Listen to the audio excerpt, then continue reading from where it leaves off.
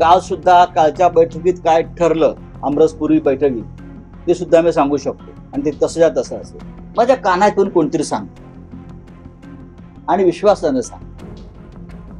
त्या चुकीचं ते तुमच्यापर्यंत कधी कधी येतं ना, योग्य वेळी येतं ते. तर काल राज ठाकरेंच्या भेटीला एकनाथ शिंदे गेले होते. सोबत आमरसपुरी खायला गेले होते. कॅफे आहे ना तो. काल आमरसपुरीचा भेट होता. विचारा, मी नसेल म्हणजे मी खोटं बोलत नाही. काल उपवासाचा दिवस असल्यामुळे त्यांचा ते असे बाहेर उपास करतात असे एकनाथ शिंदे. पण आगामी महापालिका निवडणुकांमध्ये शिवसेना शिंदे गट आणि मनसे यांची युती होईल अशी सध्या चर्चा आहे. त्या पार्श्वभूमीवरच बैठक होती. झाल्यावरती आपण बोलू. देवेंद्र फडणवीस काय ठरवतात त्याच्यावर.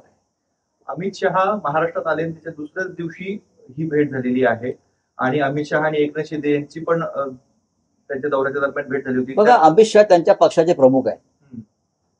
अमित शहा हे एकनाथ शिंदे यांचे पक्षप्रमुख आहे.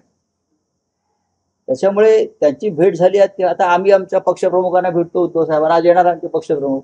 तसे अमित शहा हे महाराष्ट्रात एकूण 3 पक्ष चालवतात. 3 पक्षांचे प्रमुख आहेत जवळजवळ. भारतीय जनता पक्ष, अजित पवारांचा राष्ट्रवादी काँग्रेस पक्ष, त्यानंतर हा एकनाथ शिंदे यांचा जो पक्ष आहे, त्या 3 पक्षाचे प्रमुख आहेत. हा फार मोठा विक्रम आहे की 3 पक्षांचा प्रमुख आणि अधूनमधून तर आमदार साठवल्यांचा पक्षही चालवतात. हा, त्याच्यामुळे ते त्यांना रिपोर्टिंग करावंच लागतं. आता राज ठाकरे यांचा पक्षाविषयी मी काय फार सांगू शकत नाही, पण त्यांचा पक्ष सुद्धा त्यांचा मित्र पक्षच आहे आणि त्यांची ध्येय धोरणं काय असावी ते सुद्धा दिल्लीतूनच ठरतं.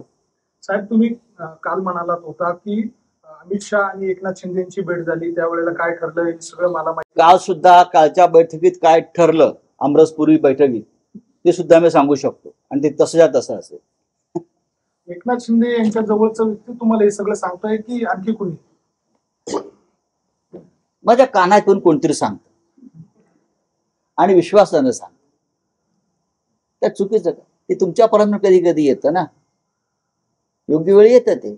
अजितदादा आणि एकनाथ शिंदे यांच्या चर्चा झाली, चर्चा झाली. अजितदादा काल गंभीर असं म्हणाले की आता प्रत्येक ठिकाणी 2-2 मिनिटं तरी आम्ही दोघं संवाद साधणार, म्हणजे ह्या चर्चा होणार नाही. ठीक आहे, साधा ना.